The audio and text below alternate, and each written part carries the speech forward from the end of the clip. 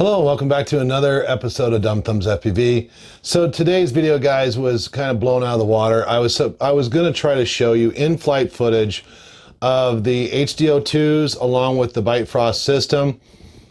I had everything ready, and then I ended up having video problems. So now I'm having to wait another week and I'm hoping only a week, in order to show you that footage. I do apologize. I am going to throw up some flight video right here. And basically the flight video is just me. It's kind of boring. There's no real tricks. It's me out in the park just trying out different antennas. And I ended up getting fortunate because I ordered a ton of antennas. I actually ordered roughly around 12 different antennas. And the thick and thin of it is, as I found an antenna that I no longer have that 450 breakup issue on the bench. You know, some people are getting snow and whatever, not automatically with the 450, and we're waiting for a firmware to fix that. But it really does come down to your pigtail, and even Greg from Fatshark had mentioned that before. In fact, for those of you guys who are new to this, down below there's a link to the official BYTE FROST channel.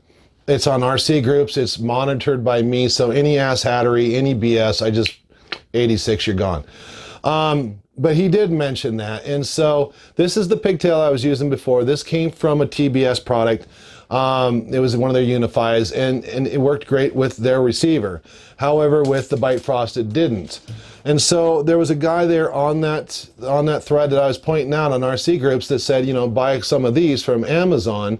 I had one that was good. Out of the two I bought, I had one that was good and one that wasn't so great. And he actually took the time, made this huge chart of the antennas that he tested, right? So that's what you're seeing in the video here. I bought these. These are brand new here. These are the AX2s, and made a little bit different. Anyway, I tried those. And with the one pigtail, it worked, and with the other pigtail, it didn't work. And then I'm just going to spare you all of it here. I bought this one right here. This is the Foxier Lollipop, and it's the smaller, stubbier one, and this one actually works. I get no snow on 450. The performance is incredible, and so on and so forth. So let's talk about where the hell's my system at? So let's talk about the BYTE FROST firmware update. It has been delayed for good reason. So what they're doing in the update, and I don't even know why this product's beta, because it's just plug and play, guys, other than in a couple of things that we're waiting on right now. One was the 450 issue, which I just addressed. The other is the DVR issue. A lot of you guys who've been watching the progression of the beta, BYTE FROST looks at it, and you know, you look at it and you're going, this is crap, this is not HD, and so on and so forth. Guys, that has nothing to do with the system. It has a lot to do with YouTube and their compression, decompression. And I learned that the hard way. It took me over a day to put up a decent video on YouTube because it kept shoving it down into that lower compression, that lower bit rate to serve it up to you. And it was making the video look horrible. So the workaround is you take the video from the DVR, you upload it, upscale it to 4K at 60 frames per second at 50 to 75 bit rate, and it tricks YouTube into using that higher bit rate to serve it back to you. And then you inform the viewer to view the video back, the flight footage back, on his cell phone, and then you'll get a better idea of how sharp it is in this goggle if you're using the Transformer box, which you can get for $10. I think these systems are now sold out, though, by the way. So I don't know if they're going to come out with another batch or not. I have no idea. And that's the best thing you can do. However, that worked out great. It almost came close to what we see in the screen. But with the HDO2s, no. The HDO2s are a whole different breed of goggle. It's not like the old Fatsharks at all. The clarity, the fact that you can focus each eyeball perfectly, the immersion, the immersive experience with the BYTE FROST, there's no way that I can show you that. And I think even if I put a camera in the goggles, you're not going to get that feel, you're not going to see it the way I see it. I mean, it is probably, I'm going to guess 30% sharper, the colors are correct, by the way. So that was another thing too. If you buy this system, the DVR is connected to the screen. However, the HDMI out is completely separate. So if you change the settings on the run cam, so it looked better on your HDOs, for example, on the screen and in your DVR, it looks oversaturated and so on and so forth. Well, with the HDO2s, it's correct. Stock out of the box, you don't even have to touch it. Same thing with this, you don't have to touch it. Stock on this, stock on the HDOs, it is perfect, it is vibrant, it is beautiful, and it is so immersive that I don't want to fly analog anymore. You know, when this whole thing started on RC groups, a couple of guys were saying, you know, analog is dead. And I laughed at them and I said, you know, no, it's not dead, because government regulations and so on and so forth are pushing people into, and beginners, it's pushing people into smaller quadcopters like the toothpicks, the whoops you can fly outside, and the twigs, the 2.5 inch prop type of quadcopters, which are really good now. They're not, you know, they're not these little putt-putt things anymore. They actually perform pretty good. Nick Burns has a channel. He can clearly show you that. Kebab FPV can clearly show you that. So this was the hot seller this last summer because, and we're talking in the tens of thousands here, guys. Lots and lots of products selling thousands and thousands of them, okay? So, you know, with the new government regulations like in Canada and so on and so forth, where anything that's 250 grams above, new people are like, nah. And even people like myself, I would rather come home and fly this in my backyard and have a ball doing it than having to come home, pack up my gear, go out to a park, take a chance of a homeless guy, and the whole 9 yards like my last video showed. So I would rather do that, okay? And that's what a lot of people are doing right now. And I think that's why DJI came out with that Mavic that fits in the hand that's 250 grams. Okay, so 250 grams seems to be a magic number going forward. And since DJI does have an attorney that does work with governments, local, state, and federal governments throughout the world, I think they're probably, there's something in the tea leaves that they're seeing that we're not seeing yet. I don't know if we're going to see some new regulations in the UK. I don't know, but they're seeing something in order to come out with that competes with their other products. There's no other reason for it. So what I'm saying about the BYTE Frost, you know, DJI will always have something in a box. You're going to have to design the frame around the box. That's it. We had to do it with the NASA V1, with the NASA V2, with the A1, with the A2. And if you look at public record, if you look at my RC, and you go back to my previous posts in 2017, I did mention to DJI, hey, since you have the P3, the P4, and now the Mavic, nobody's buying the light bridge. You guys are thinking about discontinuing it. Why don't you take that and put it into a racing quadcopter? I mean, it's already done, right? 2018, they did exactly that. And unfortunately for them, they came out with this big, huge Darth Hound thing from Spaceballs, and it looked ridiculous. And the latency, it was a variable latency, anywhere from 40 milliseconds on up to 100 plus.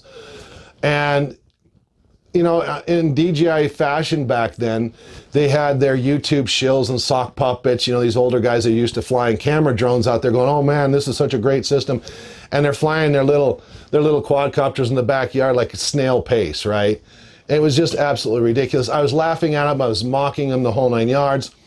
And I mentioned to him, I said, there's no way that this system's ever going to be taken serious unless you give it to serious reviewers within our world over here on our side of the aisle of the RC quadcopter world. And I mentioned one guy in particular, and you can look it up yourself, Kebab FPV. I mentioned Bob, and within 2 weeks, Bob all of a sudden got a set. And his video said this: DJI did a thing. It was hilarious. He didn't even bother flying it. He basically looked at the helmet. He said it was built really well, but that was it. Kind of funny that this year in 2019, Kebab FPV was the first one to have a YouTube video. He was the first one to review the product. He was the first one to be given the product and to test the product. So I thought that was kind of interesting. And then everybody on my list, if you actually find the post, everybody on my list that I mentioned ended up getting a copy, including Drew and Oh My God and all the rest of them, because they know how to make videos. They know how to, unlike me, they know how to actually make B-roll and edit things together and take the time to do it and put out a good product.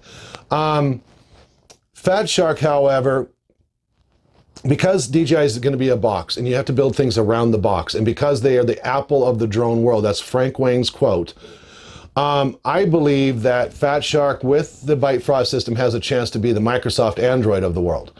And what I mean by that is that on that official thread I was talking about, we have been getting answers from Carl from Divimath, who came up with the chipset, spent $5 million, 4 years to come up with this chipset, and he said it can get smaller.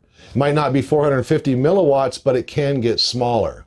And so if he can make, right, I mean, he can still make the VTX for the 5-inch and the 4-inch, but also make another size that fits the 26.5 by 26.5 for the Whoop style frame here. And now people are still under the 250 grams, but now they're flying HD. And like I said, these things sold in the tens of thousands this last year. So this was the big push this year in our sport, in our hobby. It wasn't 5-inch stuff. So if they can do that, or if they can take the current VTX and make it into 2 boards, like split it in half like RunCam Split Mini did, and make it a 20 by 20, then yeah, you can fit it into, you know, easily into 2-inch quads, 2.5-inch quadcopters. You know, I mean, you're talking volume here. And when more volume you have, the easier it is to pay back that $5 million, and the more volume you may have, the cheaper the product becomes. Speaking of, you know, Fatshark, because they are hobbyists, they are part of our community, they are coming out with an extra, you know, the VTXs and the cameras. You get a free camera if you buy the VTX. It's going to be this Friday at getfpv.com, and for $100. He said he doesn't want to go over the $100. So as far as price point goes, you can't beat that. You get a free camera. It is the shutterless camera, so it's not the RunCam, but it's the other camera that doesn't have the jello and stuff, which I do get a little bit of jello off the current RunCam, which you would expect from RunCam anyway, because I've had every RunCam product there is, and I know how they are. But so you get a free camera for $100 and the VTX. So now you can have extras. The firmware being delayed is because, not because of the Betaflight implementation, not because of the 450, not because of the DVR. What they're doing with the DVRs, the DVR records at 60 frames per second, but the camera only does 50. Well, they're raising the camera up to 60. It's not that. What they have found is they found something that they can improve the way that this thing handles when you start getting to that bleeding edge, when you're starting to lose signal instead of just going all blank or pink dots and stuff. They found a way to improve that. So that's going to be coming up in the firmware very soon. I think Fatshark's fully supporting this, and it makes total sense. And the reason why is simple. I know Greg says, I'm a hobbyist. I just build stuff that I like because I'm a hobbyist. But he does have employees. He does have a pretty sizable operation there. And those, you know, I'm sure those employees have families as well. Goggles going forward is not the meat and potatoes of Fatshark anymore. I mean, we already have a competitor out there that's $150 more, but they are already up to that standard of the HDO2s or close to it. I don't know if it's exact. We don't know. It's a big unknown. Orca is a big unknown. We don't know what their service is going to be like. I guarantee it's not going to be Fatshark. And it's $150 more. But Sky Zone and Top Sky and Eachine, all of them are eventually going to catch up to Fatshark. And the problem with those other companies is they do get subsidies from the Chinese government, so therefore they can sell those products cheaper. So it's going to end up being like the 4K television market, where it used to be $3,000 and $2,000 and $1,500 and then $1,000, and now it's like $800 gets you a nice, you know, 65-inch 4K television. It's a race to the bottom in price. And they already have an edge on that because they do get subsidies from the Chinese government. So if I was Greg at Fatshark and my roadmap, I would be looking at working on getting a smaller VTXs so you can fit a wide range of drones out there, not just pigeonholing yourself into 3 and 4 and 5-inch drones. Stuff that's, you know, that's under the 250 gram limit for new people and people like myself who just like to fly at home.